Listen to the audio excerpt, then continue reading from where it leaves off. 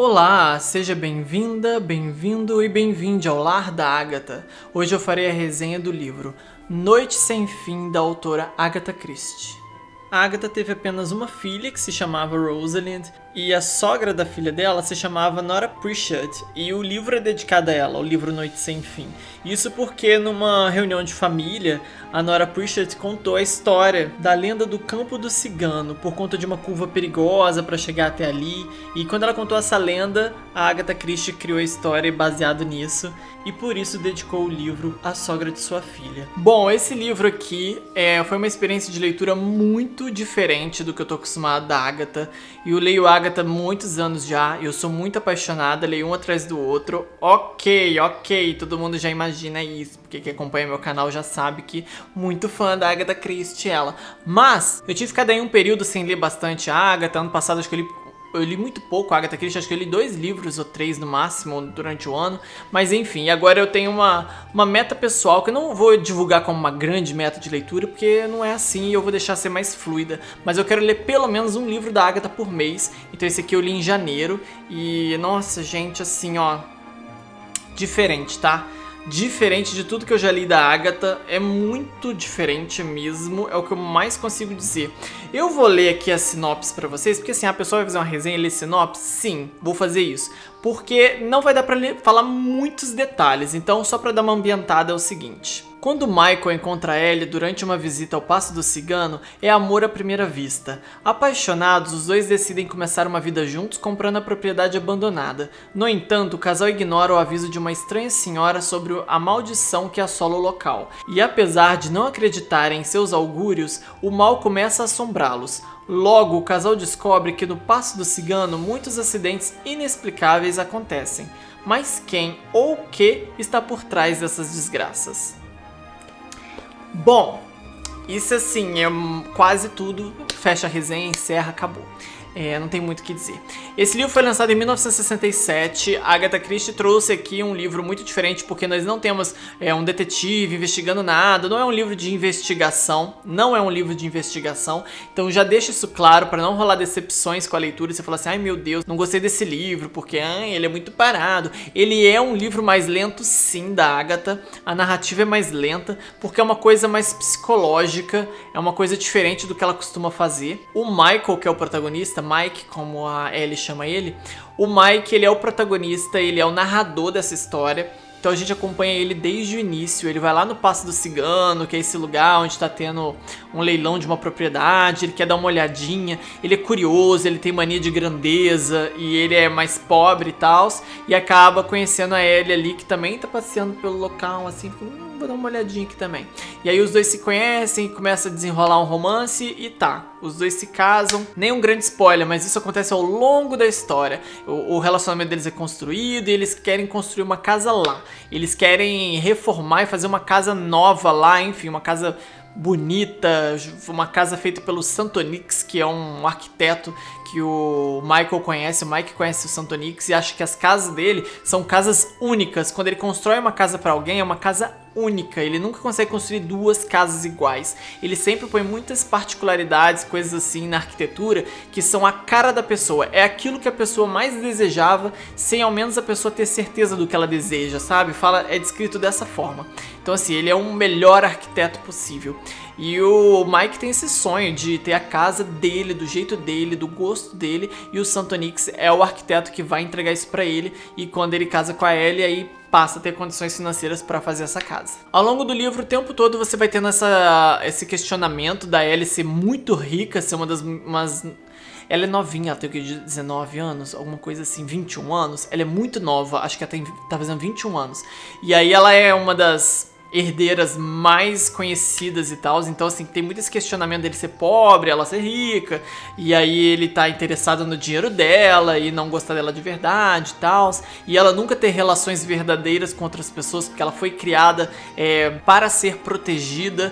Então assim, tudo isso é muito destrinchado no livro ao longo dos capítulos. Mas você descobre que a família dela inteira, todo mundo em volta dela, tem também, assim, a lucrar em cima disso. Então, não somente o marido. E tudo isso fica propício a, tipo, o que será que vai acontecer, né? Quais são essas desgraças que estão pra acontecer no Paço do Cigano?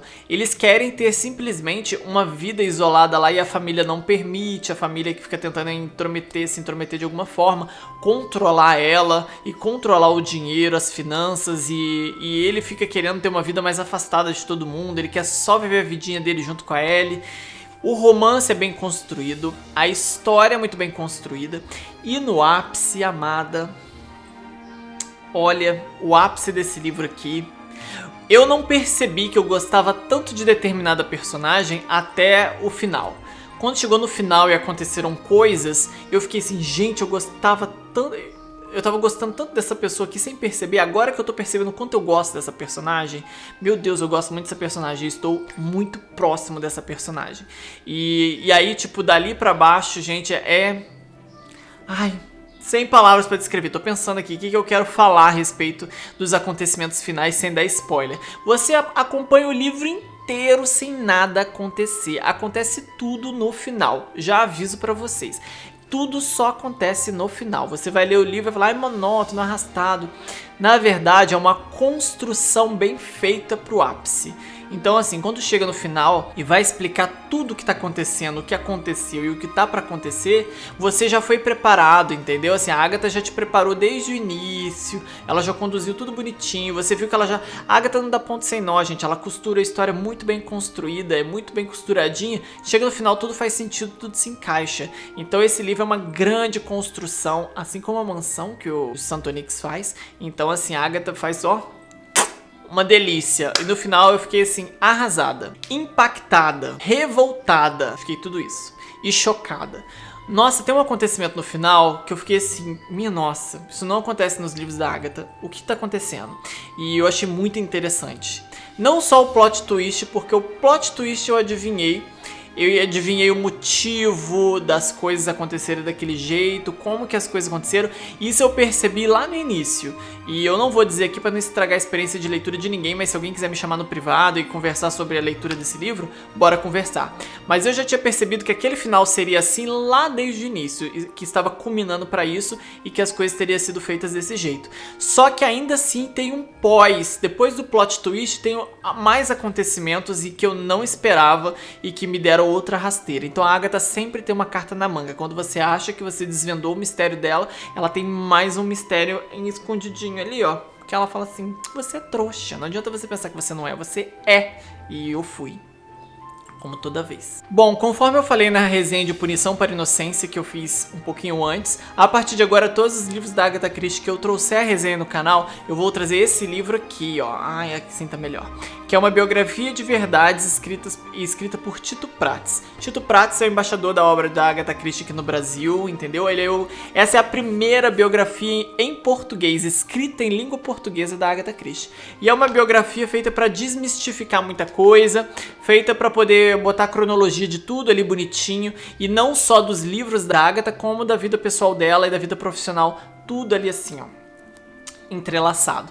Então eu voltei no livro, reli alguns trechos do que estava acontecendo na vida da Agatha enquanto ela escrevia e publicava o livro Noite Sem Fim. Bom, e o que estava acontecendo? Em 1967, quando esse livro foi publicado, a Agatha já estava com 77 anos de idade, ou seja, ela já estava bem velhinha, bem idosinha, bem fofa, maravilhosa e escrevendo de forma afiada. Ela estava ainda polêmica, morando, vivendo a sua vida com Max Mallowan, que é o grande amor dela.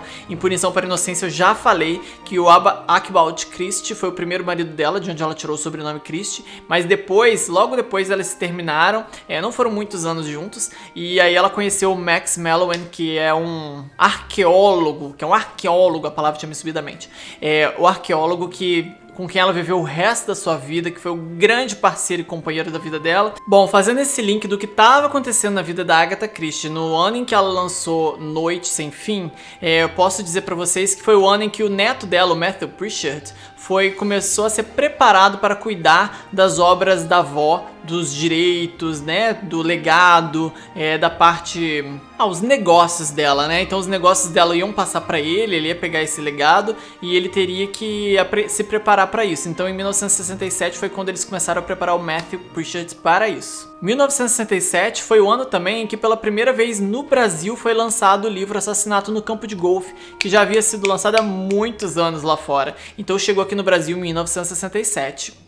A Agatha viajava todo ano junto com o Max pra Espanha, eles gostavam de viajar pra lá anualmente, e aí pra curtir o aniversário dela, eles decidem ir pra lá de novo. Só que quando chega lá, ela chega no aeroporto, lá em Madrid, já vai direto pro hotel, então a mídia começa a falar que ela é arrogante, que ela não para pra falar com a imprensa e tudo mais, começa a criticar ela. Então pra poder se reparar, se redimir nesse sentido, na volta, quando acaba o passeio dela, ela vai pro aeroporto 1 hora mais cedo, 1h30 mais cedo, mais ou menos, para justamente responder a todos os jornalistas que estivessem ali. E ela esbanja simpatia ao receber todos eles. E aí a gente tem algumas partes aqui, ó, que inclusive vou ler um trecho para vocês, que é o seguinte. Na entrevista, ela ri muito e conversa sobre diversas coisas. A primeira frase dela é dizer que tudo na Espanha é maravilhoso e que lá se vive magnificamente. Ao ser perguntada se é verdade que está escrevendo um livro ambientado no país, fica séria e responde que, primeiro, a imprensa se queixa que ela nada declarou, e agora perguntam a veracidade de uma declaração que ela não deu. Muitas vezes a imprensa sabe muito mais coisas que ela, inclusive coisas que nem ela mesma sabe. Aquelas, né? Para mais curiosidades, leiam Agatha Christie, uma biografia de verdades por Tito Prats. Eu amo esse livro, eu amo muito esse livro. E é um livro que eu guardo na minha estante porque é um livro para ser revisitado várias vezes, para poder recapitular várias informações. É muita informação importante sobre ela, então assim, a gente quer sempre relembrar. E toda vez que eu leio um livro dela agora, eu tenho outra visão do livro, porque eu tenho a visão também do que estava acontecendo na vida dela, do porquê que escreveu, quando escreveu, como escreveu, e isso é muito legal. No mais, espero que você tenha gostado da resenha de Noite Sem Fim. Noite Sem Fim é um livro muito diferente dos outros, não é um romance policial comum que a Agatha faz, é um livro que é mais denso, mais psicológico, mais sombrio, e nós temos dois personagens principais bem cativantes, que é a Ellie e o Mike. O Mike é um personagem bem difícil de engolir, porque ele é um protagonista muito macho escroto, e você vai ficar muito indignado durante a leitura, provavelmente, mas é um protagonista que torna a história tudo que ela é. Então é um personagem muito bacana, muito interessante de acompanhar, porque apesar de você não concordar com as coisas que ele fala e faz ao longo da história e da relação dele com a Ellie, você vai sentir como ele é muito bem construído pela Agatha Christie. Enfim, várias personagens maravilhosas. É um livro incrível, bem diferente do que eu imaginava. Eu espero que você tenha ficado interessado em ler esse livro aqui. Muito obrigado por assistir até aqui. Aí abaixo tem as minhas redes sociais, tem também um link para compra desse livro na Amazon, que lá você não tem nenhum acréscimo, mas você ajuda o canal com uma pequena comissão. E se você também quiser ajudar o canal através do Apoia-se ou de uma vaquinha online, tem os links também abaixo aí nas descrições, junto com as minhas redes sociais. Um beijo e até a próxima!